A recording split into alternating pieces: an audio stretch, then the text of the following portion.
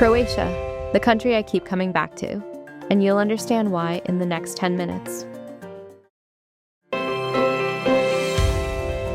Dubrovnik, the smallest republic in Europe, outlasted them all, and you're about to walk through how. You enter through the pile gate and the city catches its breath for you. Limestone polished smooth by 6 centuries of footsteps. Red roofs, sea wind, the smell of salt and stone. Walk slowly. The Straton pulls you in either direction. For 4.5 centuries, this was Ragusa. They never had an army worth the name. What they had was a habit of thinking ahead. See that island in the bay? They sent strangers there for 40 days before letting them in. The first quarantine in history. The palace at the end of the street? Their leader changed every month. One man, 30 days, then home. They were that afraid of kings, and they ended slavery here in 1416, 300 years before anyone else. Now climb the wall, 2 kilometers around, 6 meters thick where it matters. Run your hand along the stone. You'll feel 2 patches of repair, one from the earthquake of 1667, the other from 1991, when the shells came. Look down at the roofs. The brighter red ones tell you where the bombs landed. The Republic ended when Napoleon walked in. Austrian, Yugoslav, finally Croatian. The shape of the city never moved. Most cities show you what conquest built. Dubrovnik shows you what refusing to conquer built. Walk back down the wall and you'll feel it in your legs. 14 centuries of staying put while the world rearranged itself outside. These walls weren't built to keep the world out. They were built to keep an idea in. You leave with the idea. Subscribe and follow GoBeyondia.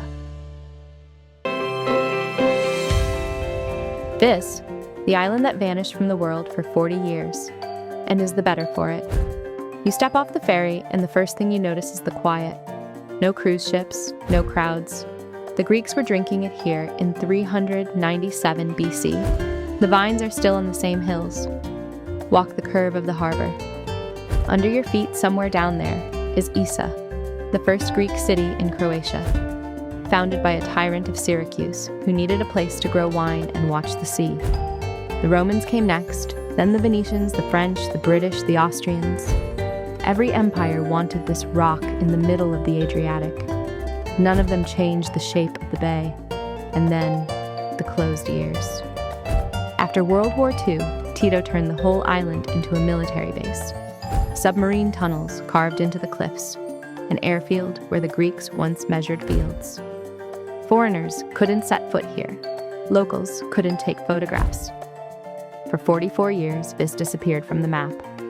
It opened again in 1989. The mass tourism that swallowed the rest of the coast never caught up. That's the gift the closure left behind. While Hvar grew loud and Dubrovnik grew crowded, Vis stayed itself.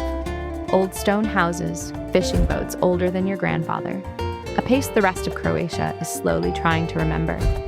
Most places lose what makes them rare the moment the world finds them. Vis was hidden long enough for the world to forget. And now you're walking through what most of the Mediterranean used to feel like.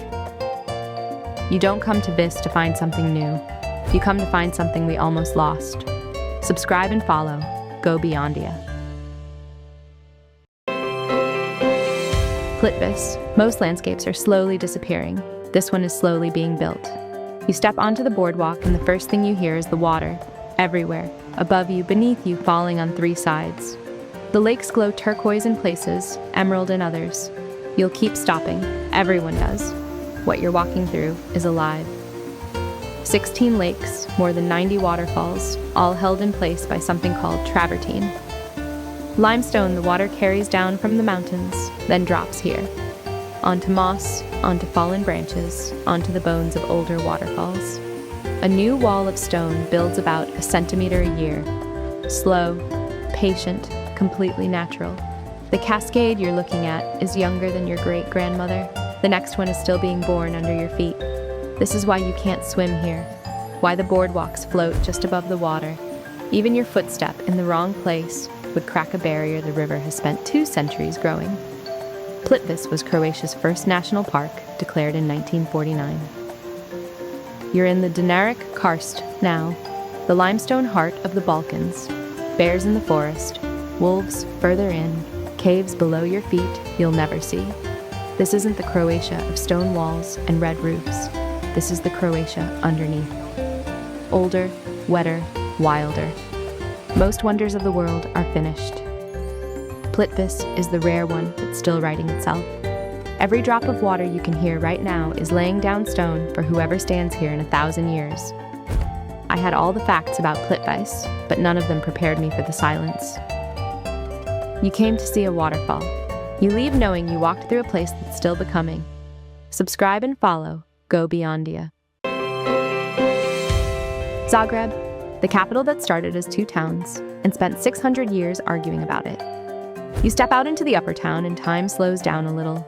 Cobblestones polished by 1,000 years of footsteps, cathedral spires above you, a cafe table with somebody's coffee already going cold.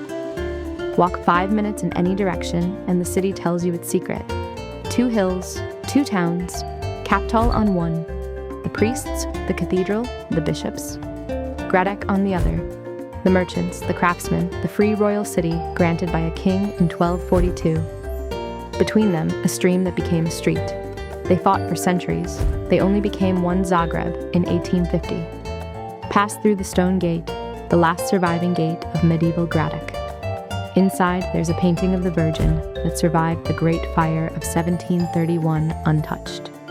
People still light candles in front of it. They've been doing that for almost 300 years. Walk down to the lower town, and the city changes voice. Wide boulevards, Austro-Hungarian palaces, a horseshoe of green parks the locals call Lanusi's Horseshoe. This is the Zagreb that grew up when the empires arrived, and the Zagreb that finally became the capital of an independent Croatia in 1991. Most capitals were planned. Zagreb was negotiated. 2 rival hills, 15 centuries of stubborn neighbors, finally agreeing they were the same city all along. You don't just visit Zagreb, you walk through the argument that built it. Subscribe and follow GoBeyondia.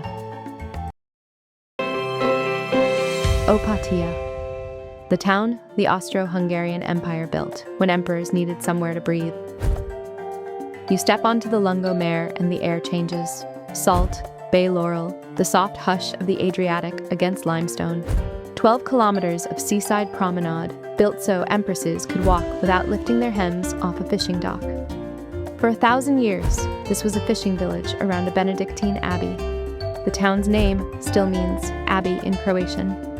Then, in 1844, a merchant from Rijeka built a villa here for his late wife, Angelina, and threw the doors open to the right kind of guest. Empress Maria Anna came. Word spread. The Vienna Railway arrived in 1873, and within a decade, Opatija was the official health resort of the Habsburg Empire. The place doctors sent the rich to take the sea air. Franz Joseph wintered here. So did Mahler, Puccini, Chekhov, Isadora Duncan. Walk inland from the sea, and the empire is still here. Pastel palaces, camellia gardens. The first hotel ever built on the Croatian coast, the Kvarner, opened in 1884 and is still taking guests. The Austrians left in 1918. The villas stayed. Italian for a generation, Yugoslav for 2 more, Croatian since 1991. The architecture kept its accent. Most resort towns are remembered for what they invented. Opatija is remembered for what it inherited and refused to let go of. You don't come here to discover something new. You come to walk through what an empire considered worth preserving. Subscribe and follow GoBeyondia. Rovinj, the Croatian town that was an island for 1,500 years until somebody decided it shouldn't be. You walk into the old town and the streets start whispering Italian. Pastel houses stacked like books, wet stone underfoot. A fisherman cleaning his catch where his grandfather did the same thing. For 500 years, this was Venice. The Republic took Rovinj in 1283 and kept it until Napoleon walked in. Look up. The bell tower of St. Euphemia is a copy of St. Mark's in Venice, the tallest in Istria. Inside the church lies the saint herself in a sarcophagus that local legend says floated here from Constantinople in the year 800.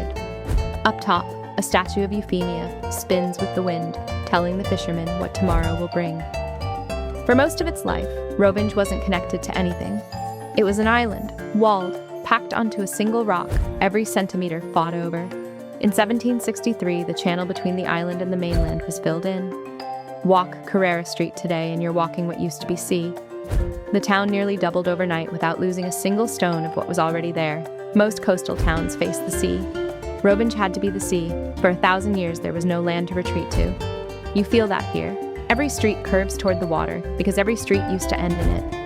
Revenge is what happens when a town is shaped by what surrounds it more than by what owns it. Subscribe and follow GoBeyondia. Every place has a story. Follow and subscribe GoBeyondia.